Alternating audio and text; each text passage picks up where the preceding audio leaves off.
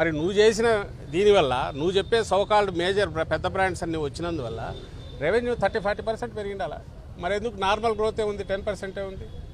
మా హయాంలో డిస్కరేజ్ చేశాము, వాల్యూమ్స్ తగ్గినాయి, రెవెన్యూ పెరిగింది ట్యాక్సుల వల్ల, క్లియర్ కనపడుతుంది. నీ హయాంలో వాల్యూమ్స్ ముబ్బడిగా పెంచినావు, రెవెన్యూ పెరగాలి అనుకున్నట్టు. షాపులు కింది వరకు తీసుకెళ్ళావు, ఇండ్లలో పెట్టండి ఒకటే. ఇప్పుడు డోర్ డెలివరీ కూడా అంటున్నారు మీ స్విగ్గీలో ఇట్లా వాటి ద్వారా. ఊర్లలో అయితే డోర్ డెలివరీ చేస్తున్నారు అంటున్నారు. ఈ స్కామ్ ఉంది మేము ఇది చేస్తాం అది చేస్తాం అన్నప్పుడు ఎన్నికలు అయిపోయి అతను అరెస్ట్ అయింది 90 రోజుల ముందు. అన్ని రోజులు అక్కడే పెట్టుకొని కూర్చుంటాడా? 11 కోట్లు ఇది చేయడం అది పెద్ద కష్టమా? అది ఉన్నట్టుండి 3 నెలల ముందు వాళ్ళ ఇళ్లలోనే రైడ్స్ జరిగాయి. ఆ రోజు ఎందుకు దొరకలే? ఈ రోజే సడన్గా ఎట్లా దొరికింది? ఇవన్నీ క్వశ్చన్లు వస్తాయి. అంటే ఆ రోజు పేపర్ చదివేవాడికి అంతకంటే లోతుగా ఆలోచించాడు. అమ్మాయి 11 కోట్లు దొరికింది, ఓహో ఇక్కడ ఏదో ఉందని అనుకోవాలి. ఇంకోడు ఎన్నికల సమయంలో దొరికిందని ఆ రోజే అతను క్లెయిమ్ చేశాడు. ఆ రోజే ఒక పెద్ద మనిషి ఎవరో ఇది నాదన్నాడు. కొన్ని ఈ రోజు కాదు, ఇప్పుడంటే స్కామ్ అంటున్నారు, లింక్ చెవిరెడ్డి భాస్కర్కి లింక్ చేస్తున్నారు. ఆ రోజు తెలియదు. మరి ఆ రోజు నుంచే అతను అప్పుడే కోర్టులో వేశాడు. ఈ రోజు నువ్వు ఉన్నట్టుని తెచ్చి రెండింటిని కలిపి ఇది ఎలక్షన్లు అంటున్నావు.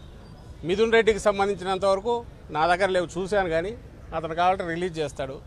మా ఎంపీ లోక్సభలో మా పార్టీ నాయకుడు మిథున్ రెడ్డి వాళ్ళ కంపెనీకి సంబంధించి ఒక పర్టికులర్ కంపెనీ నుంచి వర్క్ కోసం అడ్వాన్స్ వచ్చింది, వర్క్ అలొకేషన్ కాలా, ఇవ్వలేకపోయారు సబ్ కాంట్రాక్టు, మళ్ళీ వెనక్కి వెళ్ళింది.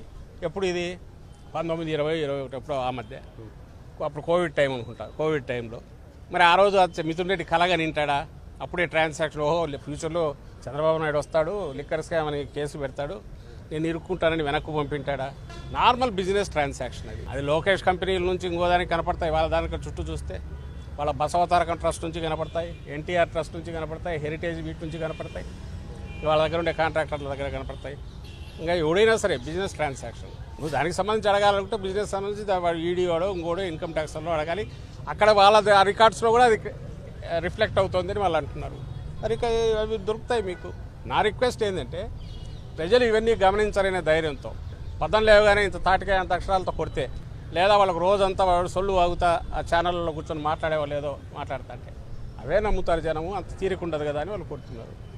మిగిలిన మీడియా అన్నా ఇవన్నీ తీసి రాయండి, let people decide. People already decide అయింది. జగన్మోహన్ రెడ్డి గారికి వస్తున్న రెస్పాన్స్ చూస్తేనే తెలుస్తుంది. వీళ్ళు ఎంత తొక్కితే అంత జనం ఎంత గుంతలు తవ్వుతున్నారు. ఎక్కడైనా విచిత్రంగా కాకపోతే గోతులతో కూడా ఏందా రోడ్ల తవ్వేస్తున్నారు. గోడలు కట్టినా కడతారేమో నెక్స్ట్ టైం ఆయన ఎక్కడికైనా వెళ్తే. గోడలు కట్టేసి ఇంకెవరు రాకుండా చూస్తారేమో. కంచెలు వేయడము, ముళ్ళ కంచెలు, ఎక్కడో శత్రువు సైన్యం వచ్చి మీద పడతా కోటను కదా చుట్టూ కందకాలు తవ్వి ఫిరంగులు పెట్టుకొని కూర్చున్నట్టు. ఆయనకు ప్రొటెక్షన్ ఇవ్వండి స్వామి అంటే జనానికి దడి కట్టి జనం రాకుండా చూస్తున్నారు. మరి ఎందుకు ఎగబడి వస్తున్నారు? ఈరోజు ఆ జ్యోతిలో చూశాను, జనం కరువు, ఇది ఆర్భాటం ఎక్కువ జనం నీళ్ళని. చూసేవాళ్ళు ఎట్లా నవ్వుతారని కూడా వాళ్ళకి పట్టినట్లే రాసుకోవచ్చు, కానీ జనం అయితే ఇది అబ్జర్వ్ చేస్తున్నారుగా.